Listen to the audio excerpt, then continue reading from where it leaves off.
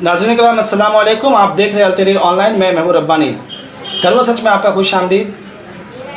ये इलाका है वार्ड नंबर 65 का, जिस गली में मस्जिद, मज़ार और मदरसा सब कुछ है, मगर गंदगी का ये आलम है कि वहाँ कचरा फेंकने के लिए कोई डस्टबिन भी नहीं और झाड़ू वाले अक्सर सही वक्त पर नहीं आया करते हैं। और जब भी ड्रेन साफ़ किया जाता है तब ड्रेन का जो भी गीला कचरा होता है उसे उठाकर इसी तरह रास्ते के किनारे, किसी दुकान के किनारे, किसी रास्ते के किनारे, किसी के घर के गेट के ऊपर रख दिया जाता है और कई दिन तक ये गीला इसी तरह से रहता है और फिर सूख जाने के बाद इसको उठा लिया जाता है। लेकिन सवाल यह है कि आखिर ये कचरा उठाने से पहले सरकार गाड़ी क्यों नहीं भेजती है कि ये कचरा उठा लिया जाए और फ़ौरन उठाकर इसे डंपिंग स्टेशन भेज दिया जाए ताकि इसकी बदबू लोगों के घरों तक पहुँचकर लोगों को और बीमार ना करे।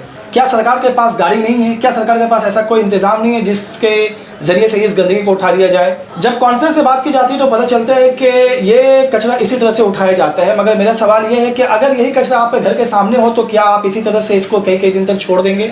क्या यही कचरा दीदी के घर के सामने हो तो आप इसी तरह से छोड़ देंगे? क्या यही कचरा अगर गवर्नर हाउस के सामने हो तो क्या इसी तरह से ये कचरा को छोड़ दिया जाएगा? क्या यह कचरा अगर पाक स्ट्रीट राजरहाट में हो तो क्या इसी तरह से छोड़ दिया जाता है? क्या ये कचरा अगर बंगाली एरिया में हो तो क्या इसी तरह से छोड़ दिया जाता है? नहीं, हरगिज़ भी नहीं, क्योंकि आप खुद ही जानते हैं कि आप ऐसा नहीं कर सकते, क्योंकि आपकी औकात नहीं है और ये वहाँ की आवाम भी अच्छी तरह से वाकिफ़ है कि वहाँ की आवाम इस तरह से होने नहीं देगा।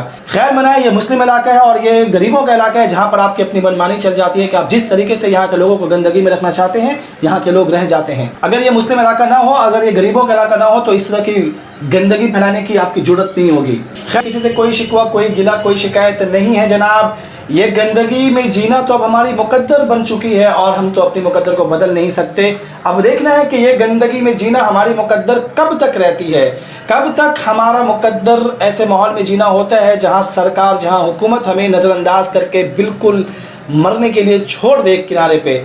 आखिर कब तक? देखना यह भी है कि कब हमारे नौजवानों के अंदर में ये सोचने की तब्दीली आती है, ये समझने की तब्दीली आती है कि वो भी अपने हालात को सोच समझ सकें और हुकूमत से सवाल करें कि आखिर उनका भी तो हक़ है कि उनको एक बेहतर ज़िंदगी मिल सके। क्या हम मुसलमानों का हक़ नहीं है कि हमें एक बेहतर ज़िंदगी दी जाए? क्या हम मुसलमानों का हक़ नहीं है कि हमें एक साफ़ सुथरा इलाका दिया जाए? क्या कचरा फेंकने का बेहतरीन इंतज़ाम हमारा हक़ नहीं है? इन्हीं अफसोस, सदमा, गंदगी और बेबसी, लाचारी और चंद सवालों के साथ मुझे दीजिए इजाज़त और दीजिए दिल भर के खूब गालियाँ अगर आप नेता या नेता के चमचे हैं तो, और अगर आवाम है तो दीजिए दुआ, ताकि इसी तरह से आपकी मुसीबतों और मुशक्क़तों को हुकूमत की कानों तक पहुँचाने की कोशिश करता रहूँ। मुझे दीजिए इजाज़त, मिलता हूँ फिर किसी और वीडियो में किसी और मौजू के साथ। जब तक के लिए खुदा हाफ़िज़।